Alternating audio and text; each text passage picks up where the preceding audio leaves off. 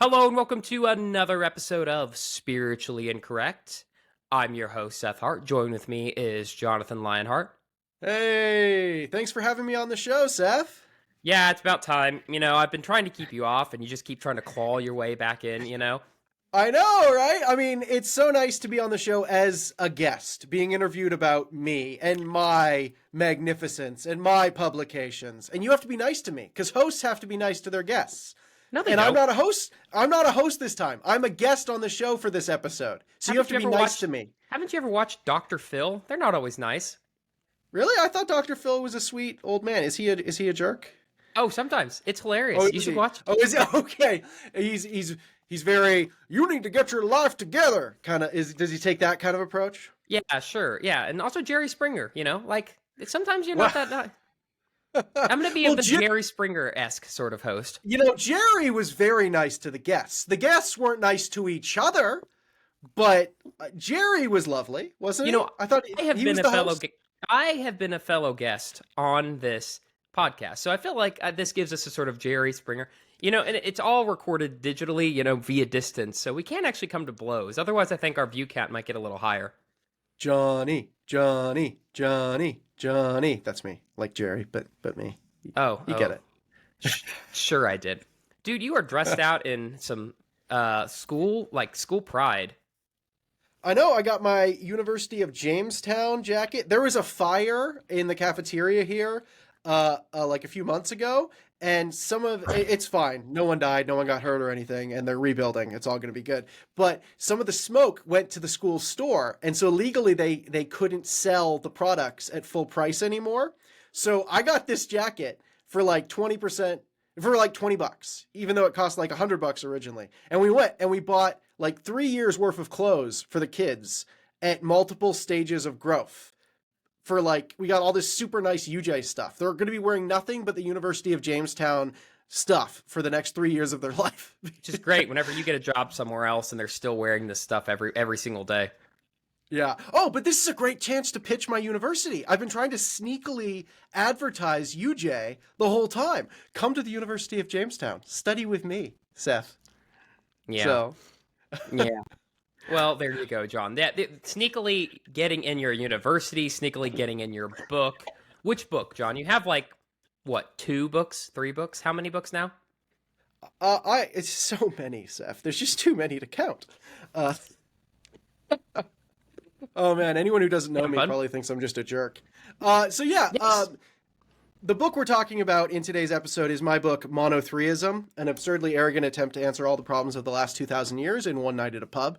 And it's my attempt to make sense of the Trinity, or rather to make sense of why it doesn't make sense, and to give sort of a rationally robust defense of Christians embracing the Trinity. So that's the heart of the book, and today we're going to kind of get into it. But I do take a bit of a unique tack, a unique approach to the Trinity. So it's going to be a bit different from what some people have heard before. Yep. Because we have heard about the Trinity quite a bit, John. Pretty essential doctrine for Christianity, wouldn't you say? I would. How is it? You're probably better at articulating traditional orthodoxy in the correct terms. Do you want to pitch to our audience? I'm the guy who can do traditional orthodoxy. When we get into heterodoxy and heresy, we'll pivot over to you. I am the heretic. Sure. You said it, not me. Why don't you give our audience a brief overview of the traditional doctrine of the Trinity, and then we can go from there. Sure. So there's not a lot of things that you can point at that most Christian denominations agree on, but one that you can pick out with relative confidence and say, this is kind of central to what it means to be a Christian, is the doctrine of the Trinity. And that doctrine basically says that there is one God who exists as 3 persons.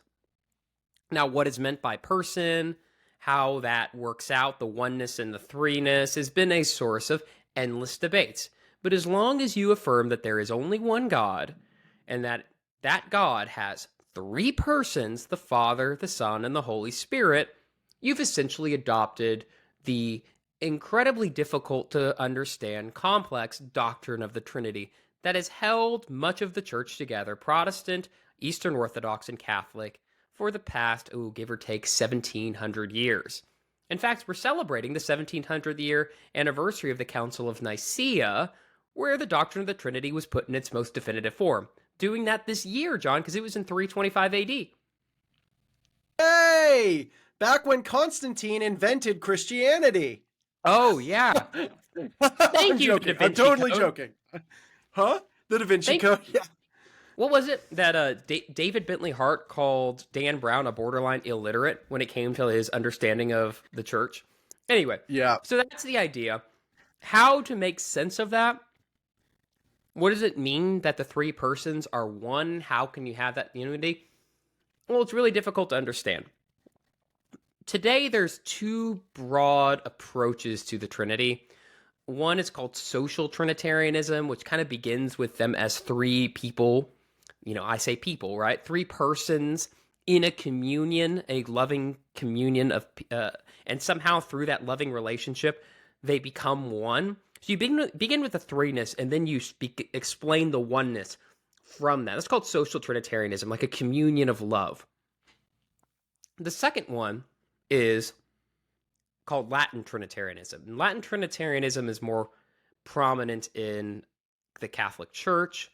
It's also actually quite prominent now in the Southern Baptist Convention because of people like Matthew Barrett. And what that does is the actual reverse. It starts with the oneness of God. God is one, and usually thinks about God as sort of one divine mind. And then it tries to parse out how you can have three persons from that. So you end up with a model, an image of God that's much closer to sort of one mind with sort of three distinct, I don't want to say parts because it's not parts, but aspects that become, or persons is obviously the word they use. And it's a much more unified picture of God. Whereas in social Trinitarianism, you have a picture of the three persons that the unity is usually one of a loving embrace, a joining together, rather than beginning with a unity that then becomes parsed out subsequent to the fact. If that's as clear as mud, that's okay, because Jonathan doesn't accept either and has his own weird version of it. Well, I would actually say I accept both. And that's where my view gets really weird. Both, and yeah, a bit of both. So, yeah, that's kind of the traditional view. You hate it already? Well, should I get into what my view is? No, I think I just want. Go ahead. You're done. No, let's stick with your view. So the Trinity is like water, right, Seth? It can be steam, it can be water, it can be ice, and is this your book? No, I'm making fun of your view. Oh, okay, thanks. No, so that's so there's all these weird models of the Trinity you might have heard of.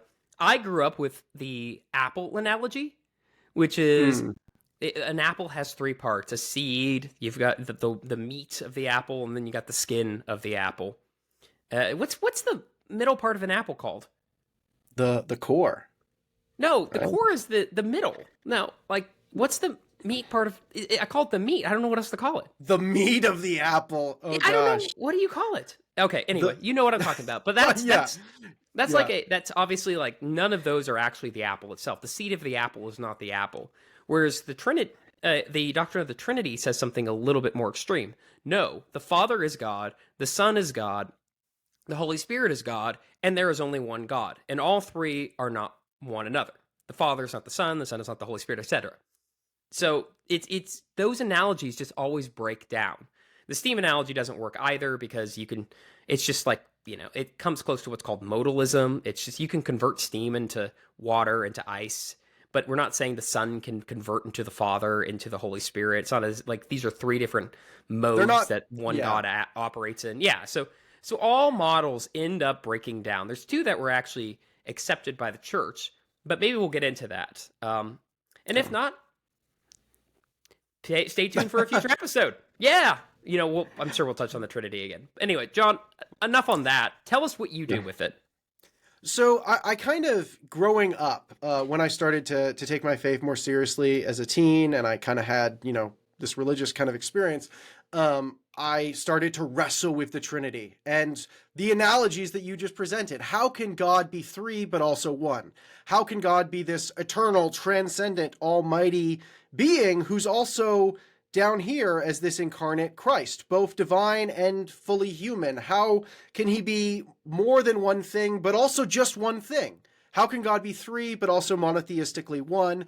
Up there, but also down here in the form of the Spirit. Like I couldn't really make sense of that. And the attempts to make sense of it, with these different analogies, the steam analogy, the egg analogy, the apple analogy, didn't really work for me. In my thinking, there was no way to make sense of the fact that fundamentally 1 + 1 + 1 does not equal 1. It equals 3. And the Trinity seemed to be a contradiction to me. Can I throw something in here? Sure. It's the quote from Augustine that is attributed to him. I don't know how true it is. Anyone who denies the Trinity is in danger of losing their soul, but anyone who tries to understand the Trinity is in danger of losing their mind. Yeah, totally. I was baffled at the shores of reason when it came to the Trinity, where every time I'd try to understand it, I would feel like I was reaching the limits of what a finite mind can do. And when you're not really solid in your faith, I was kind of leaning towards, well, if the Trinity doesn't make sense, why believe in it?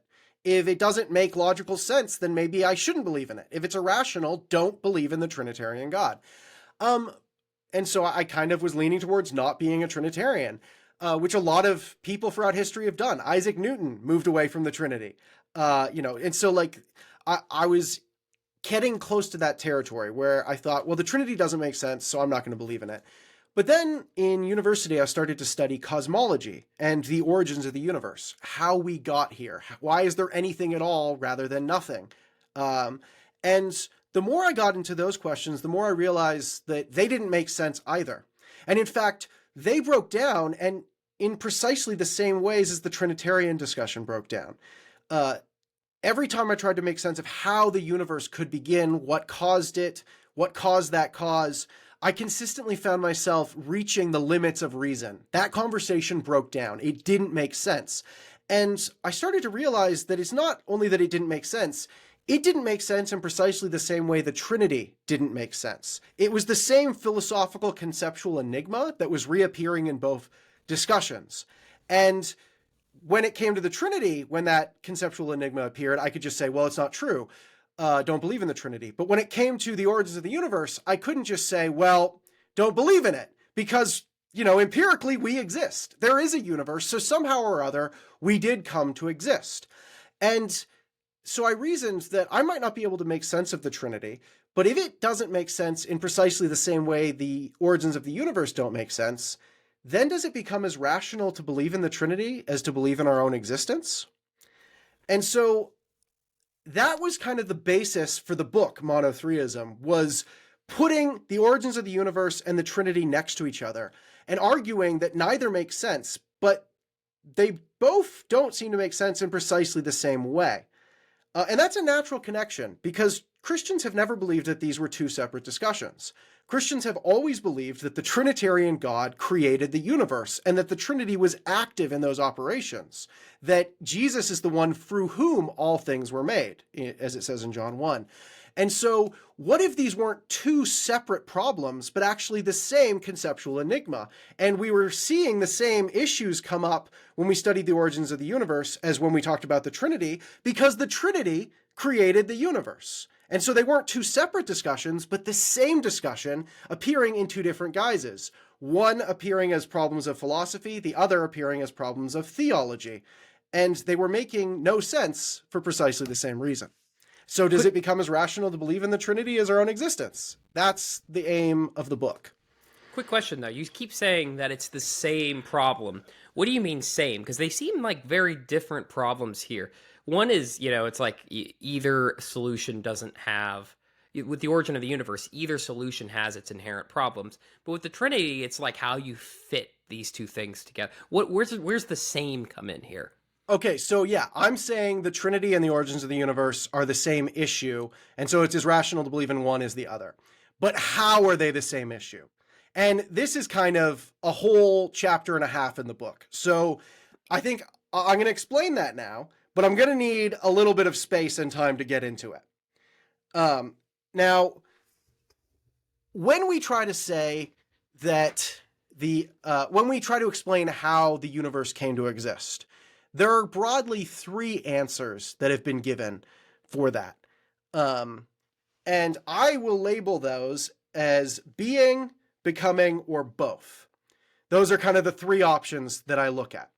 And what I mean by those terms, becoming, I mean as temporality, anything that's beginning, ending, that's becoming something else. We live in a universe of becoming.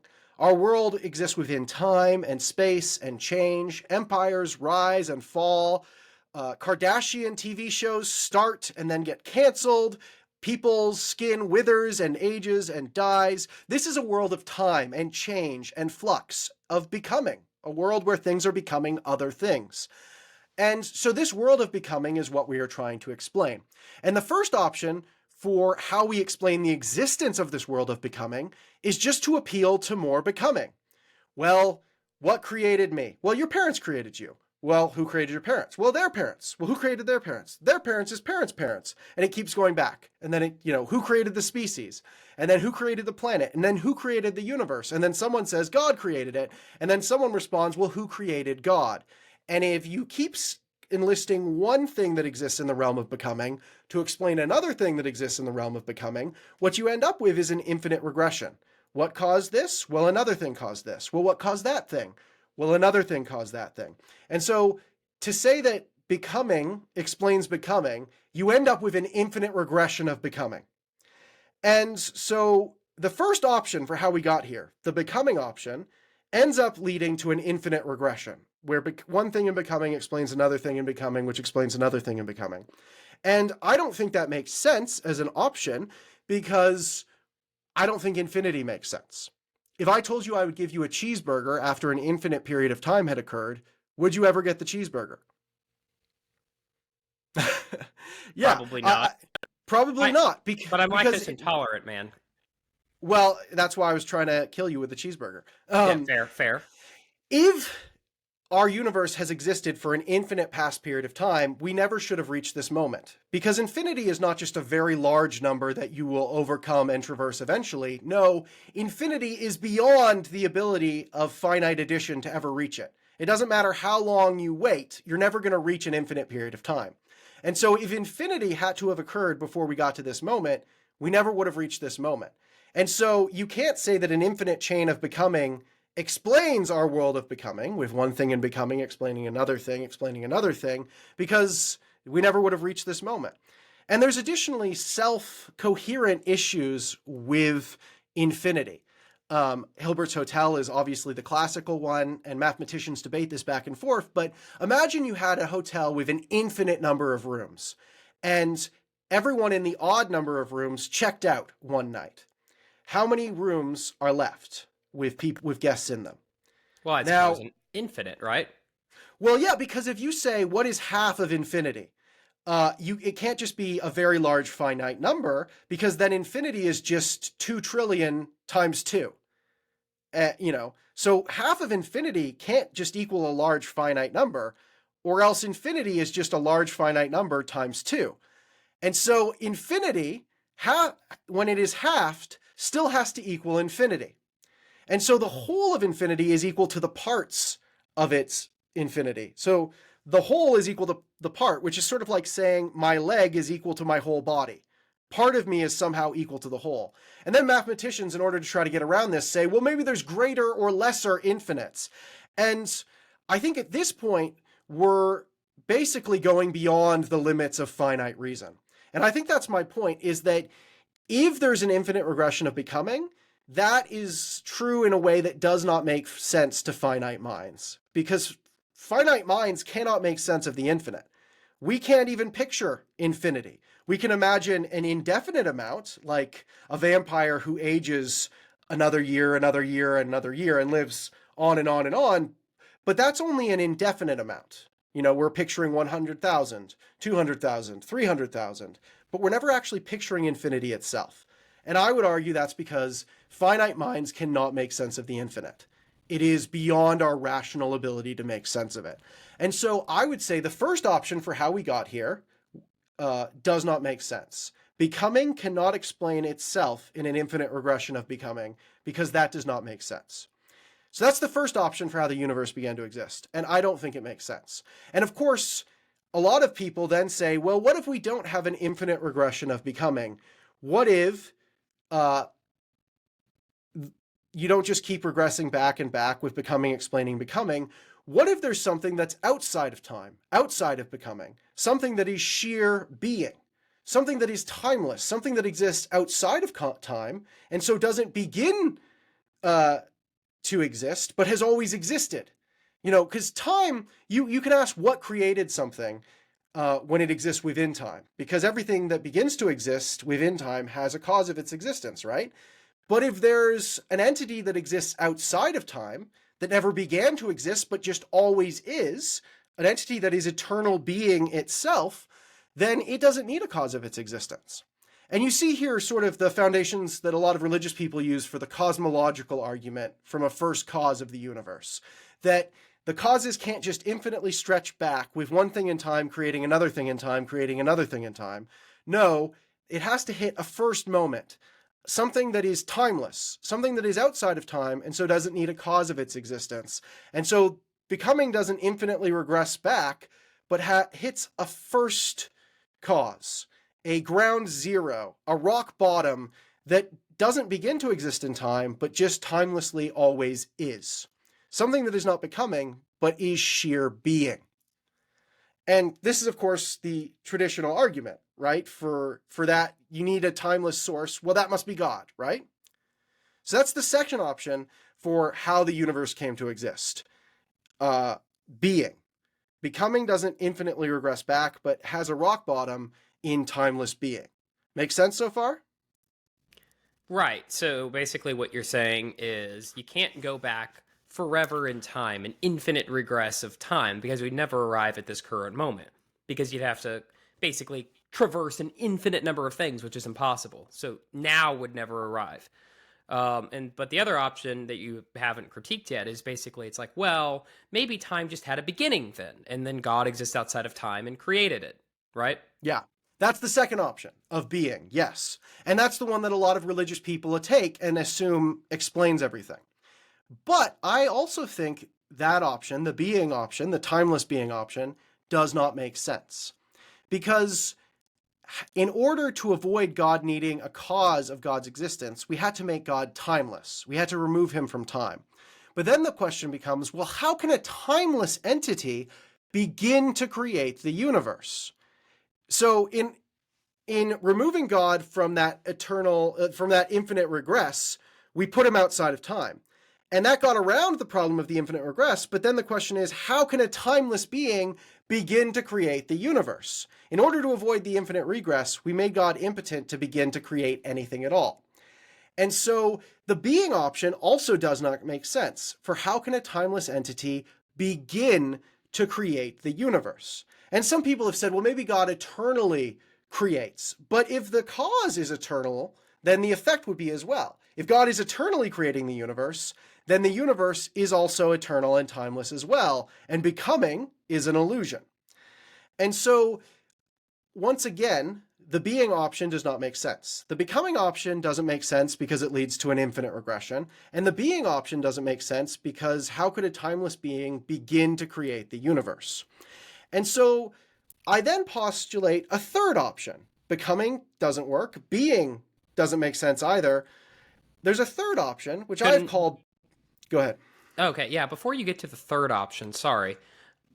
You said that it could be that becoming is just an illusion, though. But you didn't explain why that's not an option for you. Why not just say becoming's an illusion? Well, I would say that if becoming is an illusion, then okay. But once again, we've had to transcend our rational finite faculties, because finite reason works within time. I mean, Kant argued quite convincingly that our mind works in temporal categories. We make sense of reality in time. And so to just throw out time and say that's an illusion is to say that reality is beyond our finite rational categories. And so, yeah, you can say that becoming is an illusion, but in order to do so, you have to throw out your finite rational faculties and say that reality goes beyond them in some way. In the same way that you had to throw out your rational finite faculties when you were talking about infinity. Perhaps reality is infinitely regressing back, but that doesn't make finite sense to my finite reason. Okay, Does that so make so I cut you off for option 3, and I know our audience is just jittering in expectations. Not being, not becoming. What is it, John? What is the solution? Well, like a good preacher, the third solution starts with a B as well. And that's the both option. Being doesn't make sense on its own. Becoming doesn't make sense on its own. And so some religious people have tried to merge them with the both option. You know, what if what created the universe is both being and becoming at once? An entity that both is timeless but also can begin to create in time. An entity that has within itself both being and becoming. Now, because it is eternal, timeless being, it doesn't need a cause of its own existence. But because it is also becoming, it can begin to create the universe in time. And so that entity could explain the universe that we see around us because it's both being and becoming. It's both. Now, that could explain the universe around us, but the problem with that view is it also doesn't make sense. Because how can an entity be timeless being, but also temporal becoming? It's either in time or it's outside of time. How can it be both? And so here's the heart of the issue. All three options cannot make sense of how we got here. Becoming leads to an infinite regression, which transcends finite reason. Being on its own leads to negating the existence of becoming, which transcends our finite temporal rational faculties. And the third option seems to be a paradox or a contradiction. It's being and becoming, an entity that's both 100% being and 100% becoming, and also 100% both at the same time, which seems to defy our finite rational faculties once again, because that sounds like a contradiction. And I would contend that I think all of the basic attempts to explain how the universe got here can fall into one of those three categories. Now, the different mythological stories and narratives that people have given might sound different on the outside, but if we were to reframe these as, instead of becoming, being, and both, as saying the thing that created the universe is either within time, within becoming, outside of time, being, or both. Either what created the universe? Either something that is temporal, atemporal, or both. Either within time, outside of time, or both. Once you rephrase it that way, you realize that this is quite logically exhaustive. What created the universe is either something that's in time, something that's outside of time, or something that's somehow both. And I think most theories of how the universe got here fit into one of those three categories. And as I've argued, fundamentally, those three categories do not make sense. And yet, we do exist. Somehow or other, something that doesn't seem to make sense to us occurred, or else we wouldn't be here to talk about it.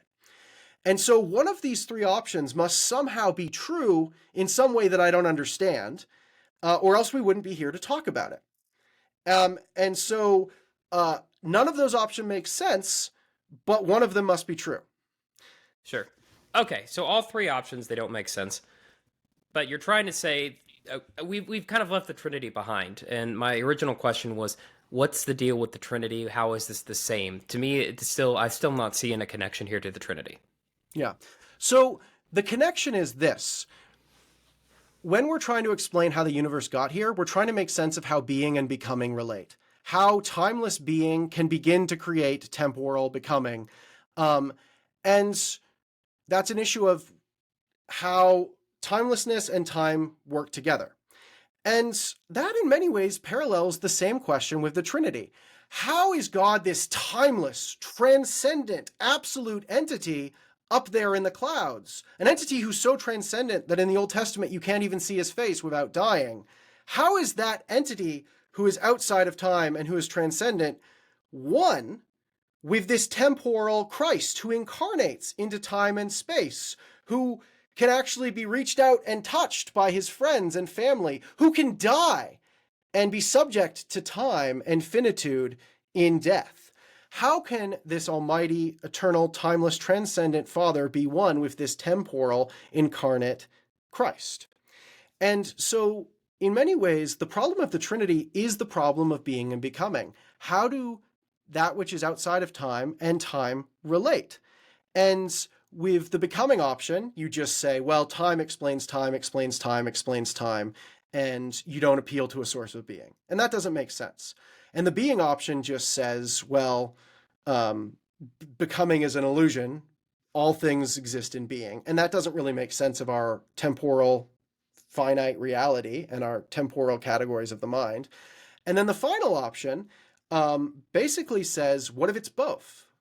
And this option might not make sense, but it makes as much sense as all the other options. And one of them must be true, or else we wouldn't exist to talk about it. And I would argue that this both option really parallels the Trinity quite closely. If you have an entity that is being, but also fully becoming, and that might be a contradiction, but somehow it must be true, or else we wouldn't exist to talk about it, then it can be said that you have an entity that is 100% being, 100% becoming, and also 100% both. 3 in 1, 1 in 3. You have an entity who is timelessly outside of finitude, who is transcendent and absolute in the way that the Father so often seems to be, and yet who is also becoming, who can enter into the physical temporal universe the way that Christ does in the incarnation. And because he is becoming, he can begin to create the universe. For being, timeless being on its own, can't begin to do anything because it's stuck outside of time, right? But if timeless being is one with temporal becoming, it can begin to create the universe. And so being needs becoming in order to begin to create all things. Through becoming, all things were made. And so through the Son, through Jesus, God can begin to create the universe, which is what Scripture says, that through Christ, all things were made. And if Christ parallels becoming, God can begin to create the universe through becoming. Timeless being on its own would be stuck outside of time and could not begin to create the universe. But if this entity is somehow both being and becoming, then yes, he is timeless, he's not created, but he can also begin to create in time. And that doesn't make sense. It transcends logic. But none of the attempts to explain how the universe got here make sense. And yet somehow or other we do exist. So one of these things must have happened. And so does the Trinity then become as rational to believe in as our own existence? Now that doesn't mean the third option, the both option, is true. It just means that the fact that none of the options make sense means that you can't discount any of them for not making sense, for no theory of how we got here makes sense. And the parallel I use is sort of like, at my university, I'm constantly having to be on these committees, to decide which students get accepted for the program, for example. And imagine we have one spot left, and we have 3 final applicants to get through. One student has to be accepted to meet our university's quota. And so we say, all right, well, whoever has the best GPA, we'll let them in. Well, all 3 students have a 2.0. Okay, all 3 students suck in terms of GPA, so that can't be the decision basis on which we decide which one's correct, right? We have to go on some other factor, such as donations, physical attractiveness, writing samples, these types of things, right? You're getting a real insight into the university choosing process here. Right. If all 3 students equally suck in this regard, GPA cannot be the basis on which we decide which one gets in. And I would say a similar thing is true when it comes to the origins of the universe. Yeah, I don't think the Trinity, the both option, makes sense, but none of the 3 options make sense. Being doesn't make sense, becoming doesn't make sense, both doesn't make sense. And so the fact that the Trinitarian both option doesn't make sense doesn't mean it's not true, because all of the options we have available suck in this regard. None of them make sense. And yet one of them must be true, or else we wouldn't exist to talk about it. And so the fact that the Trinity doesn't make sense doesn't mean it's wrong, because none of our options succeed in terms of making sense. All 3 options break down logically. And so the fact that the Trinity, the both option, doesn't make sense doesn't disqualify it from being true. For something that doesn't make sense has to have occurred, or else we wouldn't exist here to talk about it. That's the basic argument. Okay, so you're saying basically then that the members of the Trinity are the being, the becoming, and both. And what are the 3 members again? Yeah, so being, timeless, eternal being, parallels the Father. God is Father. He's this timeless, eternal, transcendent entity. But then becoming parallels the Son, Jesus, through whom God can begin to create the universe, because in his becoming, he can begin to do things. And he can also incarnate in time and space the way that the Son does, because he dwells in the world of becoming. And then the Spirit parallels the bothness between them, which is actually quite similar to what St. Augustine said. So Augustine said that the Spirit is the kiss between being and becoming, the unity between them, the bothness, the procession from the Father and the Son meeting in the middle. And if the both option is correct, being is 100% true of this entity, becoming is 100% true of this entity, and they're also both at the same time. And so both is 100% true of this entity. And so 3 and 1, 1 and 3.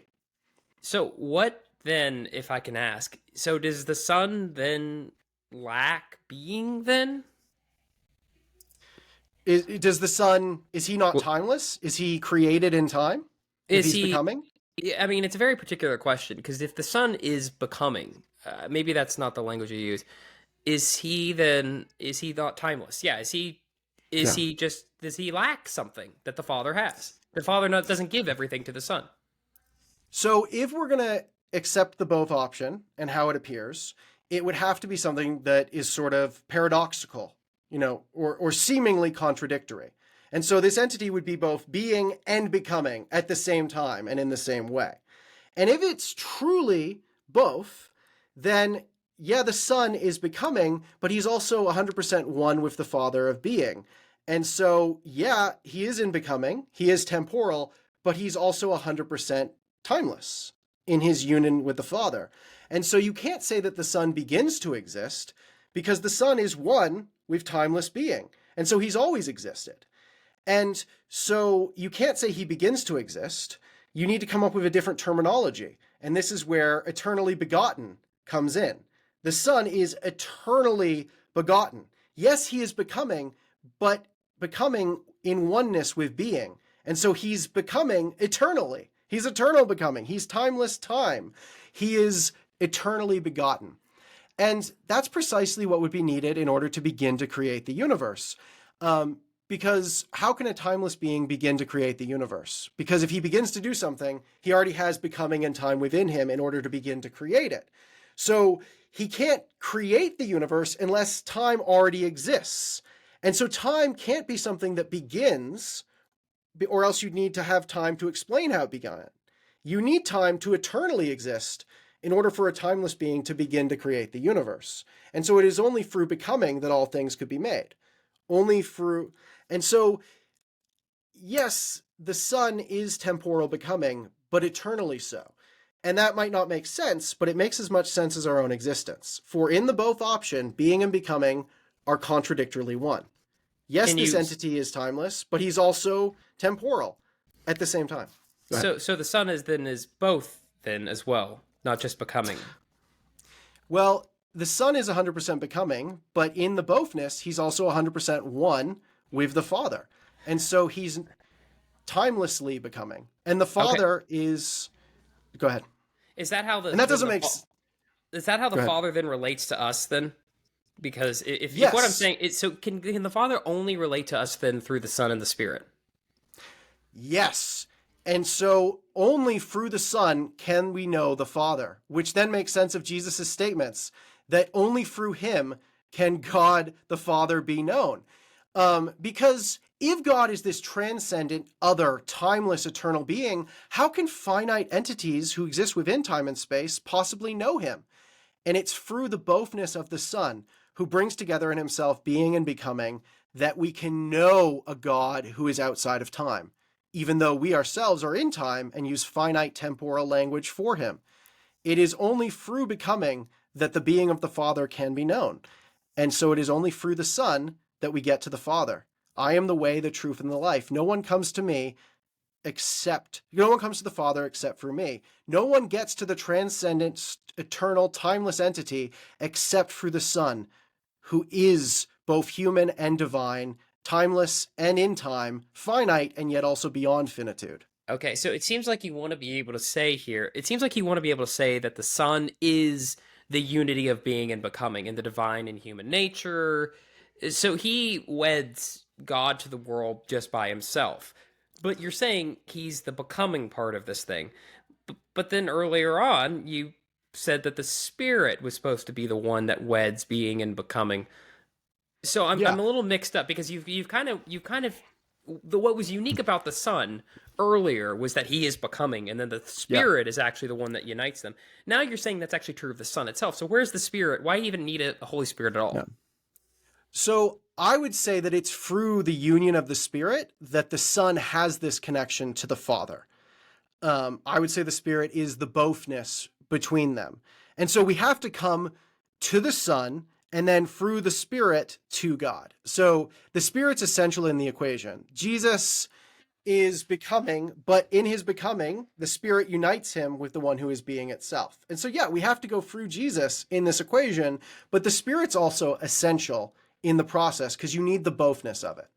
And so I think perhaps the heart of your question is the Spirit necessary, or is this Trinitarian, or is this more binarian? Is this a three-part equation, or yeah, is it a dual? It seems Yeah. like the way you just explained it, there doesn't seem to need to be a Trinity because the Son is both being and becoming in himself. But I thought you just said that the Holy Spirit was supposed to be the one that weds being and becoming.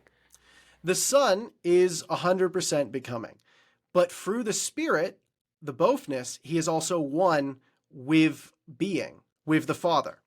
And so, I mean, both of those things are true, but the whole point is, yeah, that's a contradiction. It doesn't make sense. I admit that. But the whole point is that something like this must have happened, or else we wouldn't exist to talk about it. So, yeah, I don't know how the Son can just be 100% becoming, yet also through the Spirit be one with being. That doesn't work logically. But my whole point is this isn't logical. None of the attempts to explain how the universe got here are logical. And yet something like this must have happened. So, yeah, the Father and the Son and the Spirit all overlap. They're inherently one thing, but in the contradiction, they're also another thing. That's what a paradox or a contradiction is. It's one thing that's also other things. So, yeah, the Son is 100% becoming, but in union with the Father, he's also being, or at least God is being, becoming, and both. Okay, And those things overlap and merge. So how does that not just break down? Okay, so the Son is 100% becoming, right?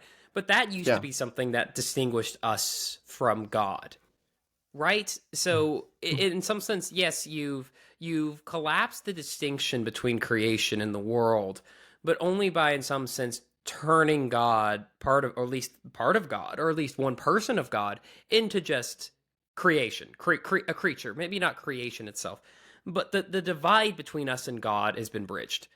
You know, but it's in God himself, so that God, the difference between us and God is no longer infinite. It's there's no difference at all. God just is becoming.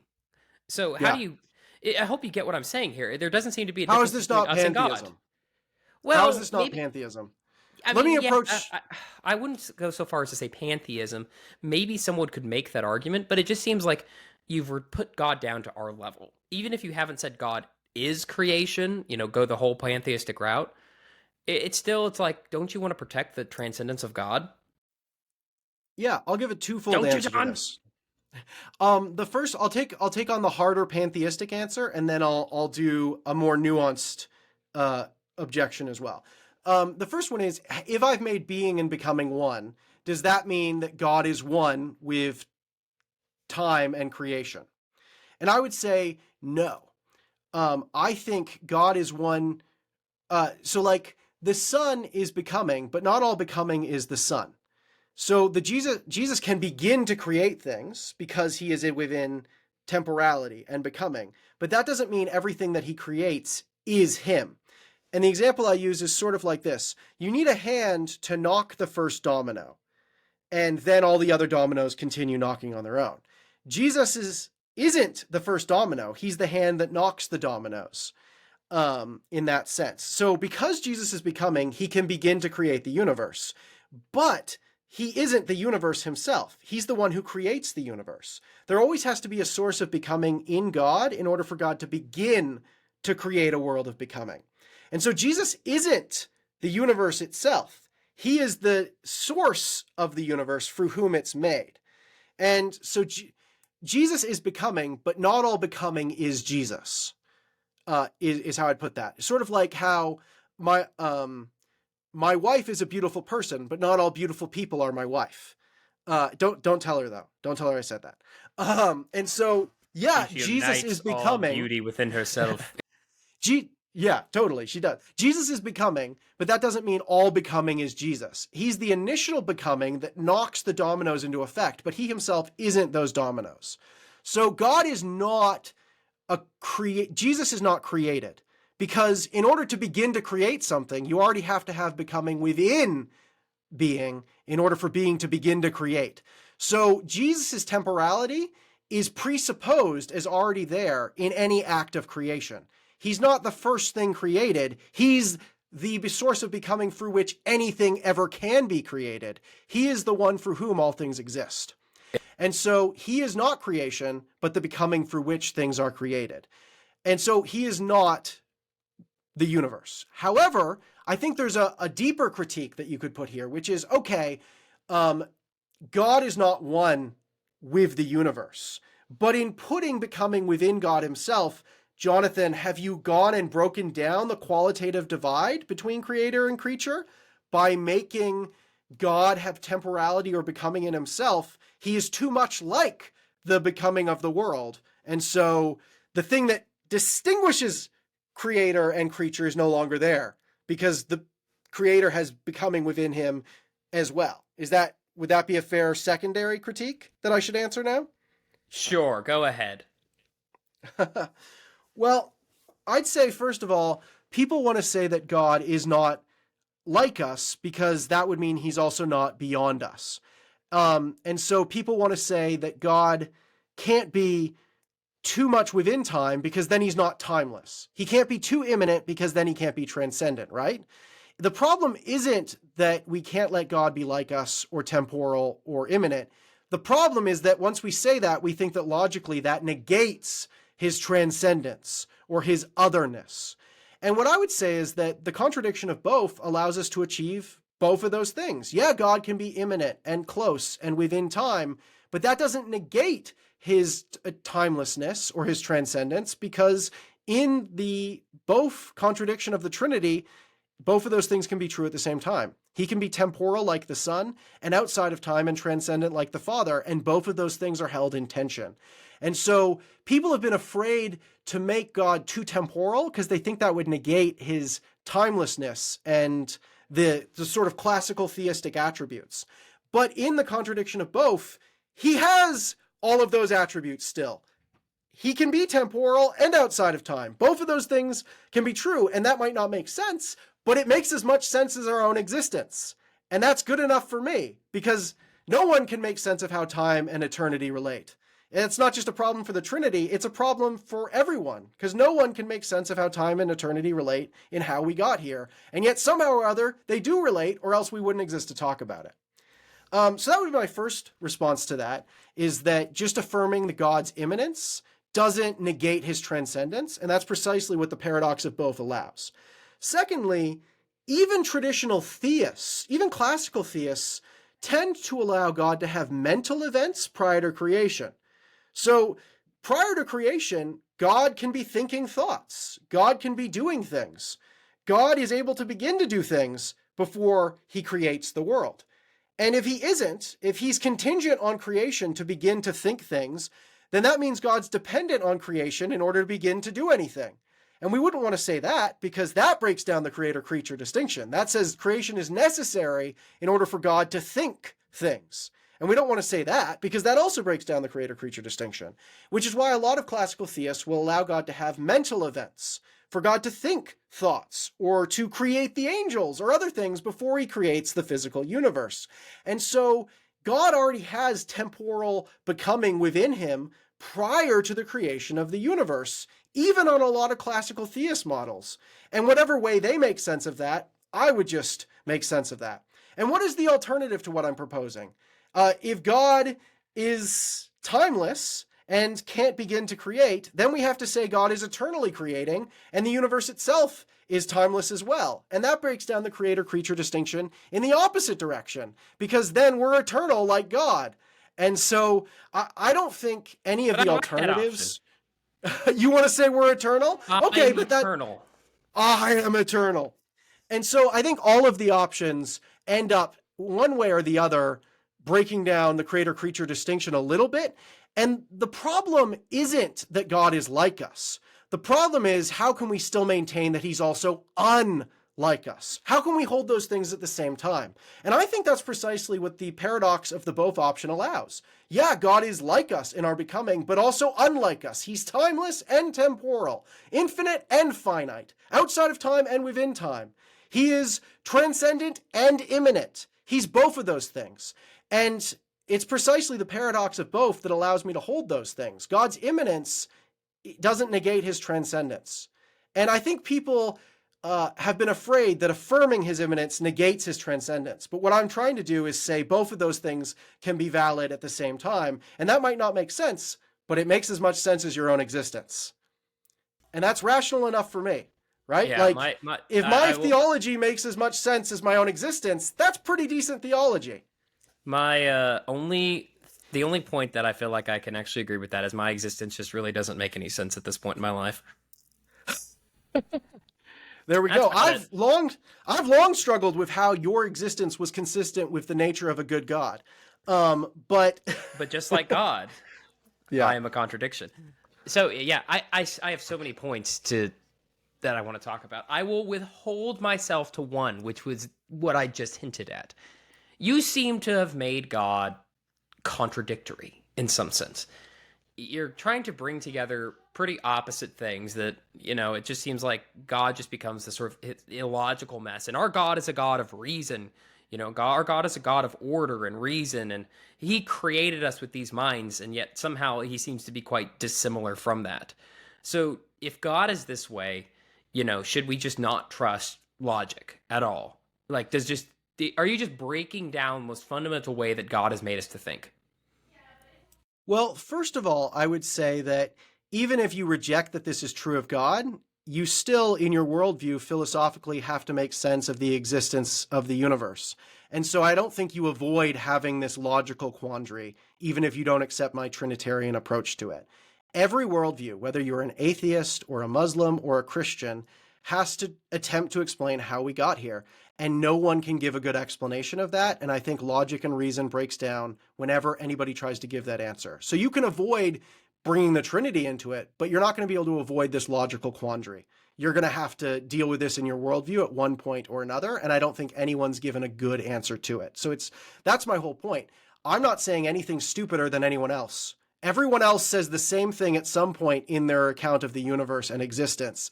I'm just saying it when I talk about God. You're saying it when you talk about other things. So I don't think my worldview is any more inconsistent than anyone else's. That's key to the argument. And second, I would say I don't believe God is a contradiction.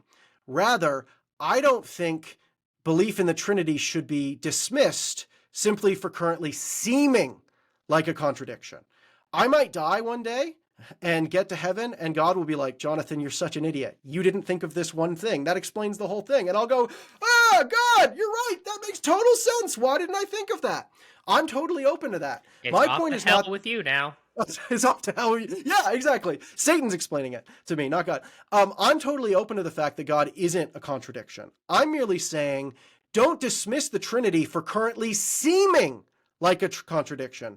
Because all of the attempts to make sense of ontology and the universe and how we got here say the same, have the same problems. No one can make sense of these things. And those were Kant's antinomies. Kant said that when reason tried to make sense of ontology, how we got here, infinite and finite, it broke down. And that's kind of what I'm saying. It's not just the Christian Trinity that breaks down when you look at this. It's existence itself. And sometimes I think theologians try to make the Trinity make sense, but make sense. They're trying to make it make more sense than reality. But reality doesn't make sense. And to say that your worldview corresponds to reality, you need to make as much or as little sense as reality, not more sense than that. I think reason oversteps when it attempts to make more sense than reality itself. I think the fact that the Trinity is paradoxical perfectly parallels the paradoxicalness of our universe. And so I actually take that as a point for Christianity, not a point against it. If I was trying to be absolutely strictly rational, I don't think I'd be talking about reality anymore. That's trying to do Newtonian physics when reality is quantum. You need to get a little more fuzzy in your logic if you still want to be dealing with reality. But again, I don't think that proves that contradictions are real. I'm not abandoning logic. I'm just saying I don't think you should dismiss the Trinity just because it doesn't currently seem to make sense. And we actually do this all the time. There's lots of things that we believe that we can't make sense of how they're all true. Quantum mechanics and gravity currently seem to contradict. And yet I affirm both quantum mechanics and gravity. And I don't think they actually do contradict. I don't think most scientists think they contradict. I think they think that at some point in the future, they'll be able to make sense of them and come up with a theory of everything. I hope that's the case. And I think the case might also be with the Trinity, that at some point we'll find some way, maybe when we get to heaven and God explains it, to make sense of how God can be timeless and temporal. This eternal transcendent Father, and also this temporal incarnate Christ. I don't currently know how to make sense of those things, but perhaps God will someday be able to make sense of them. And yet I still believe that this timeless God has revealed himself in this temporal incarnate Christ.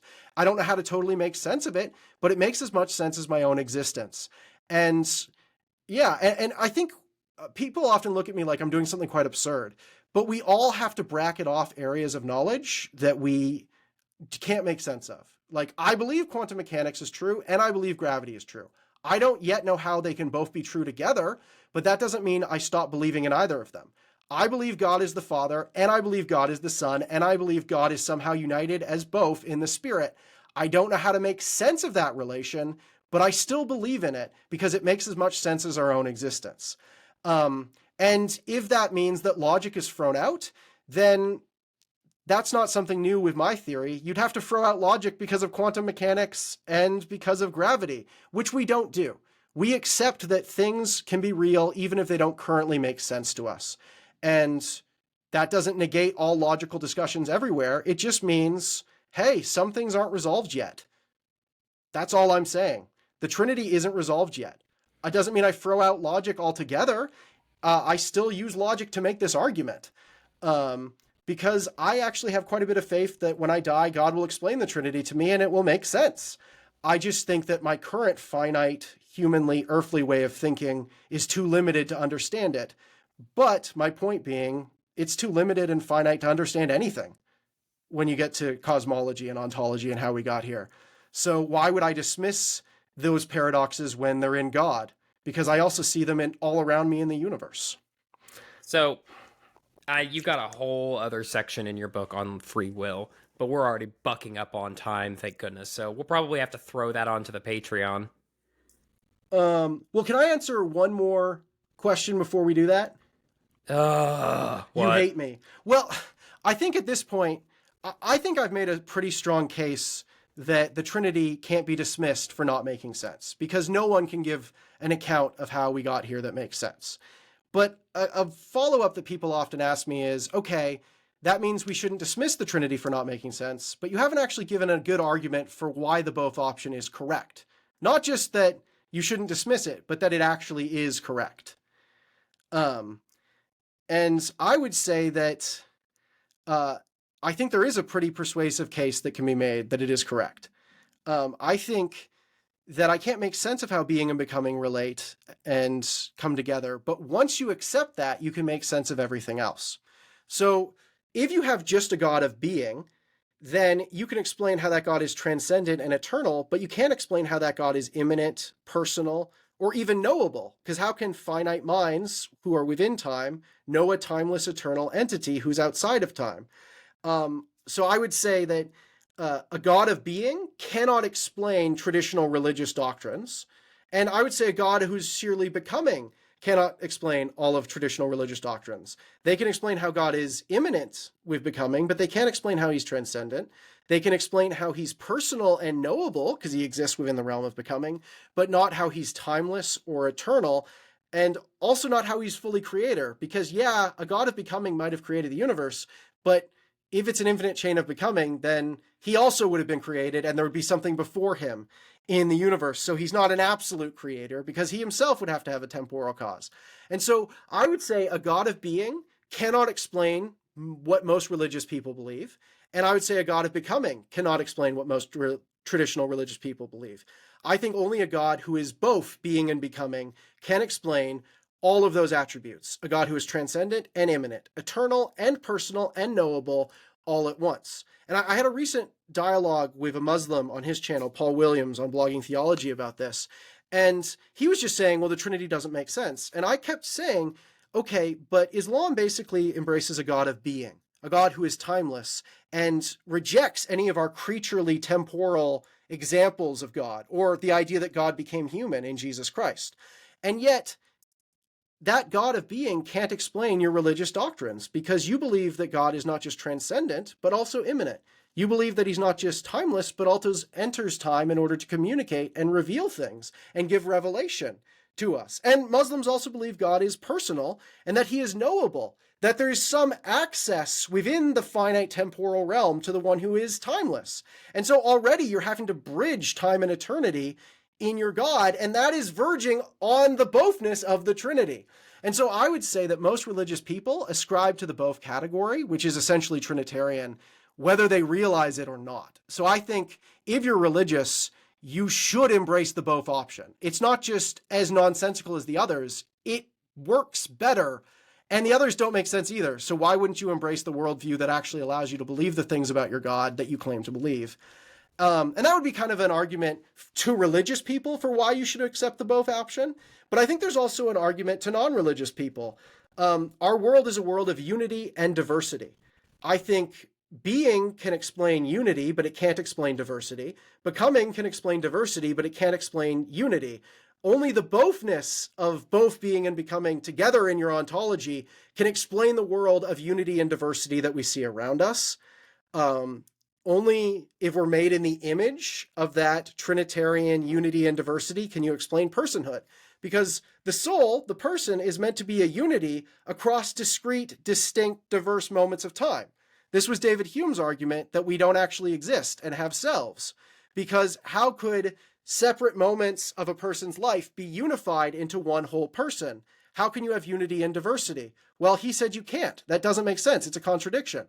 Exactly. It's the contradiction of the Trinity, of a unity and diversity at the heart of all existence. Or the question of how do eternal, timeless Platonic forms manifest in lived, embodied, particular contexts of morality?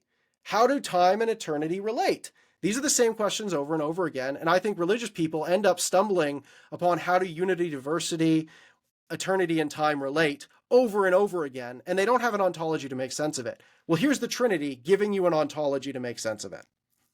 And if you don't believe in that, okay, but I don't think the alternative answers can make sense of your worldview either, and they also don't make sense in themselves. So why wouldn't you embrace the absurdity that at least makes sense of your lived experience?